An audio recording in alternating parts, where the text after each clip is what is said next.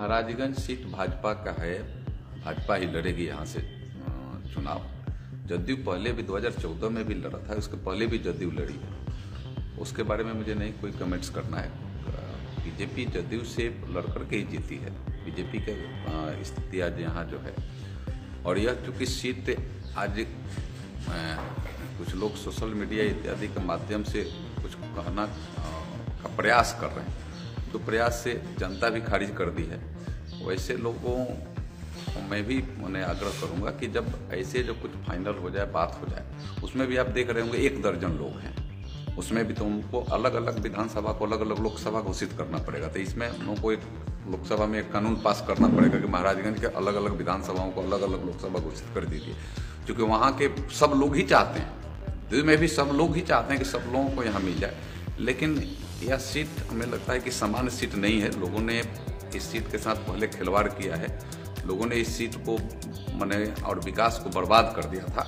आज यह महाराजगंज को विकास के रास्ते पर आगे लाने का प्रयास 4 सालों में किया गया है और आज विकास के रास्ते पर यह आगे अग्रसर है और यहाँ बहुत काम करना है। जो लोगों के साथ अन्याय हुआ है उससे न्याय को पूरा करना है। और आपको मैं बता दूं कि इसी अन्याय के तहत लोगों ने समर्थन भी किया था और आगे लोग भी मन बनाए हैं कि बीजेपी जब भी रहेगी, जब जनार्दन सिग्रीवाल जैसे यहाँ के प्रतिनिधि रहेंगे, तभी मेरी बातों को भी सुनेंगे और तभी इस क्षेत्र का विकास भी होगा। एक नहीं, अनेकों एग्जाम्पल आपके सामने जिस रोड से आप आते हैं NH 101 है, ये खंडहर में तब्दील था। आप महाराजगंज से जो आप पैगम्बरपुर आते हैं वो रोड वहाँ भी खंडहर था, आज वह भी रोड NH हो गया है। महाराजगंज से लेकर के मसरफ तक रेल लाइन बरसों से पड़ा हुआ था, 350 करोड़ रुपया अलग से इस 4 साल के अंदर ला करके उसको हमने चालू कराने का काम किया है। ऐसे आपने मांझी से बरौली पथ जो महाराजगंज होकर के जाती है उसको भी NH कराने का काम किया है। ऐसे निचले स्तर पर भी आप देखें तो छोटी छोटी बाधाओं को दूर कर करके और विकास के गाड़ी को गति देने का प्रयास किया गया है।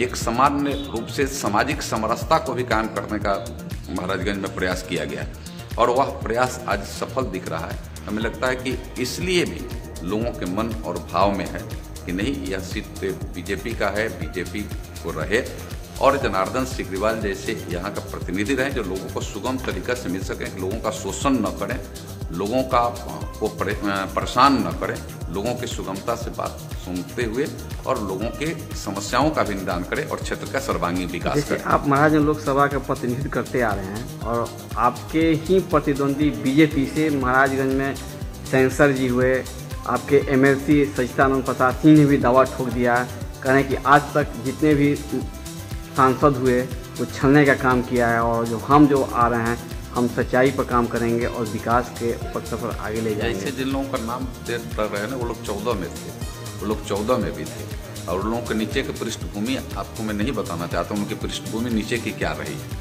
लेकिन वो लोग 14 में भी थे, 14 में भी उनका प्रयास था।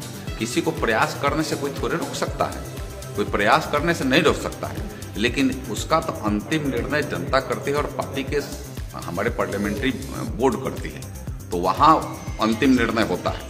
लेकिन पार्टी ने 2014 में पूरे सोच विचार करके ही मुझे यहाँ से मैंने प्रत्याशी बनाया होगा। कैसे और किस तरीका से लोगों को से मुझे लड़ना पड़ा और जिन लोगों का नाम पकड़ रहे हैं वो लोगों 14 में भी कहाँ थे, क्या कर रहे थे, उस पर मैं चर्चा नहीं करना चाहता हूँ और उनका क्या प्रयास था और उनकी पृष्ठभूमि क्या है, जमीन क्या है, तह क्या है। हम किसी स्वार्थ में पड़े होकर के हम अंधा हो जाएं, हमें लगता है कि यह नहीं होना चाहिए व्यक्ति।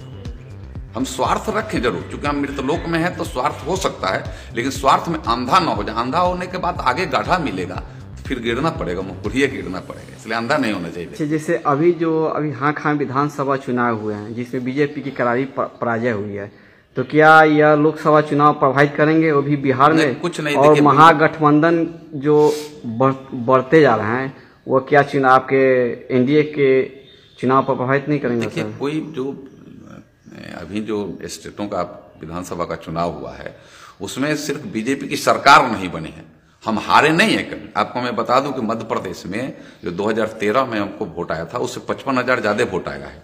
राजस्थान में और दर्जनों सीट यहाँ हमें 100, 200, 300 और 500 वोट से हार गए हैं, दर्जनों सीट ऐसे हारे हैं।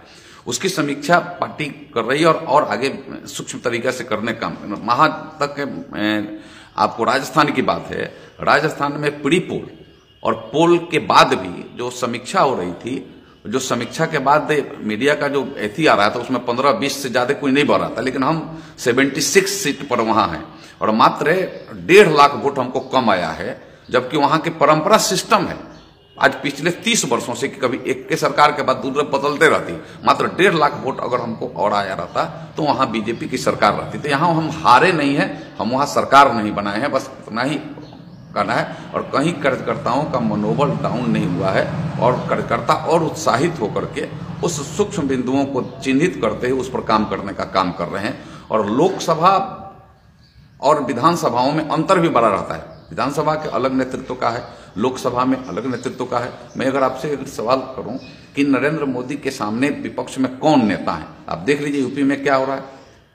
अलग अलग राज्यों में अलग अलग गठबंधन है, महागठबंधन अलग अलग राज्यों में अलग अलग कर रहा है। यहां आज मैं पेपर में पढ़ रहा था कि यहां भी जो महागठबंधन के लोग हैं, एक के जो हम पार्टी है वह 20 सीट मांगी हुई है।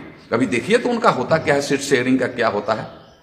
बीजेपी और एनडीए गठबंधन एक मजबूत गठबंधन है और मुझे पूरा विश्वास है कि भारी बहुमत से, जो 2014 में जो बहुमत देश के लोगों ने दिया था नरेंद्र मोदी को सरकार बनाने के लिए, उससे बहुत भारी बहुमत देने पर पूरा देश सोच रहा है।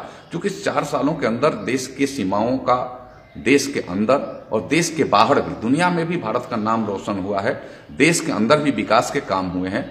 नीचे गांव गलियारों तक भारत सरकार की योजनाएं पहुंच रही है जो पहले नहीं पहुंची थी।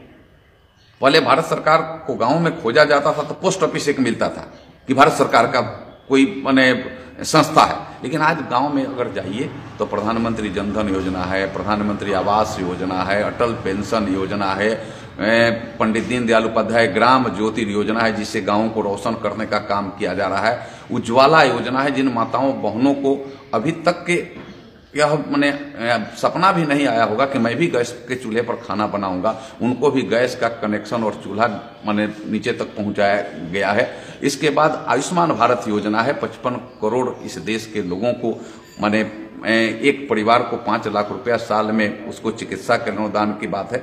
ऐसे चाहे स्वच्छता मिशन की मैंने बात हो, शौचालय निर्माण की बात हो, यह गांव तक भारत सरकार पहुंची है। जैसे पहले एक जगह थी, खोजने पर मिलता था कि पोस्ट ऑफिस मिल गया तो भारत सरकार का कहीं कोई प्रतिबिंब मिलता था, और आज एक एक बिंदु पर भारत सरकार गांव में पहुंच रहे, सामाजिक समरसता को इतना मजबूत करने का काम। जैसे आपने अभी चर्चा की प्रधानमंत्री उज्ज्वला योजना के तहत, उज्ज्वला योजना के तहत कनेक्शन गरीब परिवारों को मिला है। अगर उसका आंकड़ा सही देखा जाए तो गरीब परिवार साल में 1 से 2 सिलेंडर ही बहुत मुश्किल से उठा पा रहे हैं, तो क्या योजना यह विफल नहीं कहेगी? पूर्ण सफल योजना है। आपको अगर मैं बता दूं कि यह गैस का कनेक्शन लेने के लिए कई एक चप्पल जूते बड़े बड़े लोगों का खिया जाता था।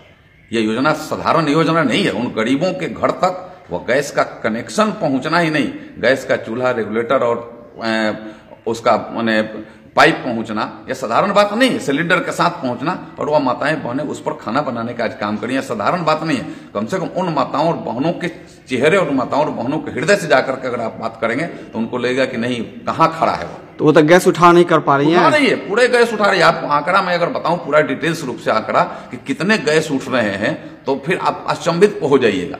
गैस का पूरा उठाव हो रहा है, और उसमें कोई उस टाइप का अगर आप कोई एग्जाम्पल के लिए होंगे तो हम लगता है कहीं ना कहीं से वो भी प्रभावित होंगे, वह भी महागठबंधन के जैसे लोग होंगे जो प्रभावित होंगे। लेकिन पूरे गैस के उठाव भी हो रहे हैं और सरकार उस पर सब्सिडी दे रही है, एक व्यापक सब्सिडी उनके खाते में जा रहा है। उनके खाते को टटोल कर देखिए तब आपको लगेगा कि हाँ कितने वह उनके खाते में पैसे जा रहे हैं उनके सब्सिडी के, ये पूरा लाभ